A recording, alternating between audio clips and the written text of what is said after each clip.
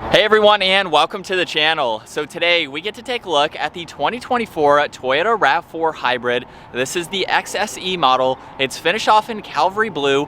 MSRP is just over $43,000. And a fun fact, RAV actually stands for recreational active vehicle. So this is something where you can go places based on Toyota's theme.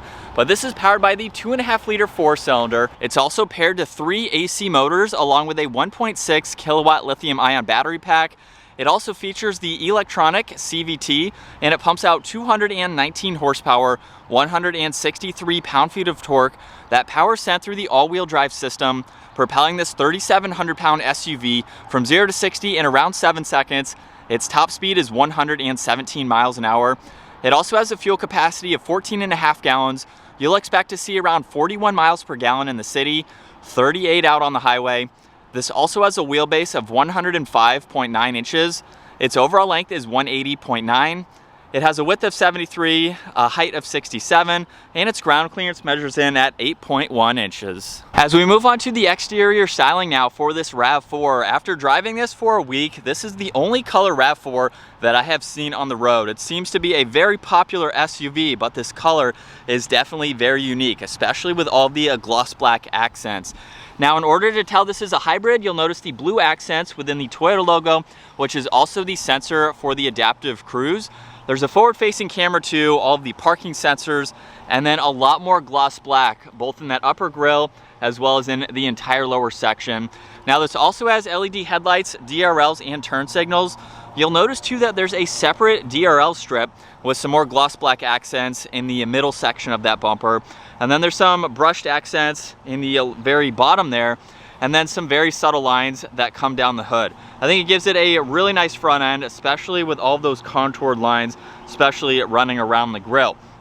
Now, this model is also equipped with a set of 18-inch wheels, finished off in gloss black. You'll notice the fender arches, as well as the side mirrors and the lower side skirt are all finished off in gloss black. Now, the mirrors also have a camera. There's a turn signal too. And then this has a full panoramic sunroof. This model also has the roof racks installed, so that way you can put some items up there when needed. There's also a chrome trim accent for the upper section of the window trim, and the lower section is finished off in gloss black. And then I think it has a really nice design to it, especially with the lines in the lower section there. There's one just at the height of the door handles. And then this rear pillar comes together very nicely with more of the gloss black accents that lead to this integrated spoiler. There's the third brake light, wiper blade in the lower section. This also has LED taillights. There's more of that brushed accent running through the power liftgate. There's a backup camera, all the parking sensors, and then more of that trim in the lower section that matches up front, and the dual exhaust. Now, in order to work our way to the cargo space, you can use the button on the key fob, you can use the button up underneath where there's also a lock button, so you can lock it with the button to the right side, but this also has the hands-free option. So just kick your foot up underneath and this will open up. It seems to have worked first time every time, which I think is great to have. There's actually a good bit of space for this rear cargo section. Now, there's the subwoofer for the JBL audio. There's also a storage net on the passenger side along with a 12-volt. Cover is currently installed, so you can use that as needed. The spare tires underneath the floor, where you could use that for a little bit of extra storage if you needed it. And then, of course, you can fold the rear seats down to give yourself that much more space to make this more practical for its size. Now, up top, there is a button to close the power liftgate. Like I said, the lock button is located up by that release there. And then you have that kick feature if you want to use that to close it too. Now, what I love about this RAV4 is that you can lock and unlock this from all 4 door handles, making it that much more convenient. And for this interior, we have all the blue stitching with all of the leather, a little bit of storage down below, and some more of that brushed accent that works its way to this interior. And then these seats have a really cool design with all of the blue accents for the insert there. Now, at 5'10", I actually have a good bit of space. So there's storage pockets behind both front seats. We have air vents and climates. And as far as my headroom goes, I have around 3 inches or so of headroom, and I currently have this seat reclined. So we have a little bit of adjustments. You'll notice right here, this one's all the way up. So that just makes it a lot more comfortable when you ride around in the back. Now, you also have the armrest with 2 cup holders, so you can use those as needed. And then you have pretty large windows to give you a lot of visibility and light for your back passengers. Now up front, the door panel is just like the rear. However, there's the memory seating adjustments. There's also all of your window controls, side mirror adjustments, even more storage down below. And then we do have a power operated driver's seat with the same design that you saw in back. And it's not all that high of an SUV, so it's pretty easy to get into. Now we have the solid steering wheel with some more of the brushed accents. And then on this right side, there's all of your cruise control settings, distance pacing, lane keeping assist, mode, and tuning. On this left side, there's volume, Bluetooth, and voice commands. And then you have these arrows for the gauge cluster. So let's start this up where you're actually not going to hear it. So this is on. You'll notice that it lights up green and ready over on that left side, so indicating that it's ready to put the vehicle into gear. But now looking at this digital gauge cluster, on the left side there's charge, eco, and power. Right side there's miles per hour, and then you can also scroll through different settings depending on what you would like to see. So you'll notice in the middle there's 1, 2, and 3. Now if you hold on OK, you can actually configure what you would like to see for both 1, 2, and 3. And you'll notice that you can configure that information throughout the entire gauge cluster. So you have the right side, the middle, and then you have the left side too. So depending on the information that you would like to see, you can set this up and have it ready to go. And then you have 3 different presets for all of that information. Now on this left side, there's a small cubby where you can place your phone or some other items like that. We have the power liftgate release, your odometer and trip. This has a heated steering wheel. There's also another dimmer switch, your automatic headlights, defrosters, and then you have a view button for that 360 camera system. So when you push on that once, this is the diagram that will appear, and you can push on it one more time to shut it off. Now moving on to the rest of this infotainment system, you have navigation up top when you have that ready to go. There's also your music and phone when that's paired. You do have some trip information that you can go through and monitor as needed. And then you have a bunch of settings, just general information that you can get through and set up as needed. So there's not a ton of info, but it's a really nice size and it gives you good graphics for all of that.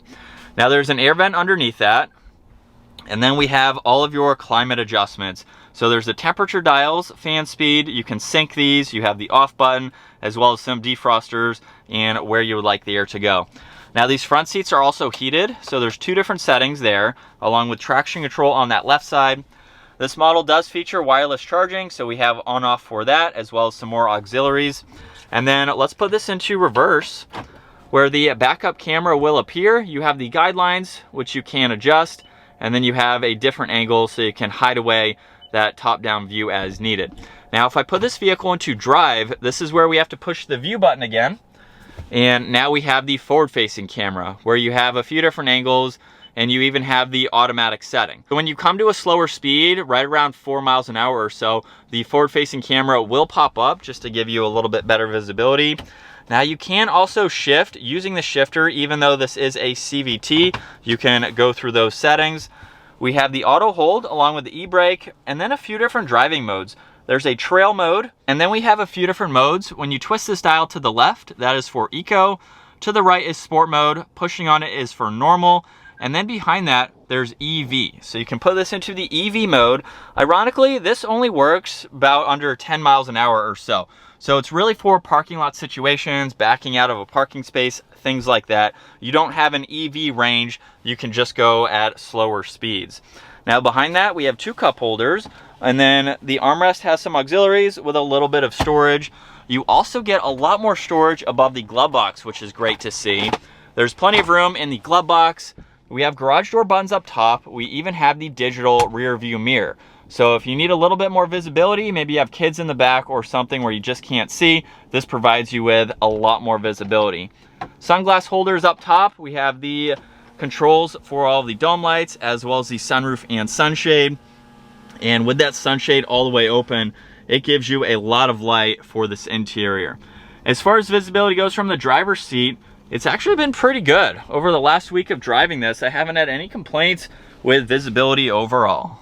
As we set off behind the wheel now for the Toyota Rav4, this has been a really cool SUV to drive around for the past week. I've honestly been pretty impressed with it. Now, like I mentioned earlier, Toyota refers to this as a recreational activity vehicle. So this is something that, with the trail mode, it's something that you can actually take off the pavement we made a video of a RAV4, the Woodlands edition, actually taking it off-road, and through a little bit of articulation, this is something that can go camping. It can go down those gravel roads. You can go hiking. You can take this off the pavement, which is really cool, especially with the amount of ground clearance it has. So it's going to give you a little bit more room to being an SUV versus a sedan or a smaller vehicle, and it's not quite big enough where it's not easy to drive. So I think Toyota did a really good job with this style and this segment for this vehicle. I do wish it had a little bit more power. This model is the hybrid, so it does have the most power that you can get combined with that hybrid system.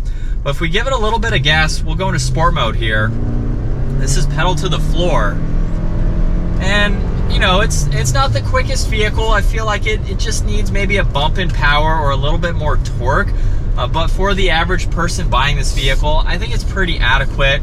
I really haven't had any issues merging or anything like that. I just do wish it had a slight bump just for some of those situations where you might need it. But as far as just daily driving and the driving that I've done, I've put at least 400 or 500 miles on this car in the last few days. It's very comfortable. There's a little bit of wind noise out on the highway, but it's a nice ride, and I've been averaging almost in the high 30s for the MPG. So this is a very fuel efficient vehicle. If this is something that is your daily driver, you're doing a lot of commuting, I still have a quarter tank left with the 400 or 500 miles that I've already done on this car. So with just over a quarter tank to go, that's very impressive. So I haven't had to worry about filling this up with the driving that I've been doing and where I've been going, which has been very nice. But with its drive, like I said, it's nice, it's comfortable. I like the seating position, and there's a lot of space for everything that I've had in this vehicle over the last couple of days. It's what you would expect an SUV to be as far as the cargo space goes, and even having people in those back seats. So it's a great commuter. It's a vehicle that you can own for decades. A lot of Toyota owners usually own their cars 10 or more years. So I would see no exceptions with this. You buy this, it will last you a very long time. And with it back in sport mode, pedal to the floor, here we go. And we're up to speed. Not all that bad, but again, I do wish it had a little bit more power from this 4-cylinder, but this is what it's like to be behind the wheel for the Toyota RAV4. And like I've said, it's very simple, but it's nice. So you have everything laid out very well, and you can quickly go through all of this information that is available. But it's a really nice place to be. It's been a great commuter vehicle for the highway driving that I've been doing, for the city driving around town. Honestly, it's a really good blend of everything, and the fact that you can get that much MPG from an SUV is also very impressive. So if you need a little bit larger of a vehicle, maybe you're going hiking, you're going camping, you need more space, you have the roof rack for additional items, kayaks, something like that, this is a vehicle that Toyota has geared towards that recreational lifestyle, being that it's the recreational activity vehicle, the RAV4. So it is something that gives you the SUV practicality, but you get really good MPG, you get that better sizing, and you get something that is pretty durable and very reliable. So I have no complaints with it. It's definitely something that I would consider. This would be a really good vehicle for my wife, for what she needs for a vehicle. And just if you do a lot of those recreational activities, I could see this working very well for that. I've seen some of the Woodland edition, some of the trim levels, you can get a little bit more ground clearance, a little bit of an added lift with some larger tires. I have seen some RAV4s actually lifted, which I think look really cool. I don't see that too often. So you can definitely have some fun with this vehicle in those aspects. Let's do one last acceleration for today. Very tight in the maneuvering there. And we can get back up to speed. But that is going to wrap it up for the 2024 Toyota RAV4. If you enjoyed today's video, give it a huge thumbs up and consider smashing that subscribe button so you don't miss out on our daily uploads. I will see you all in the next video.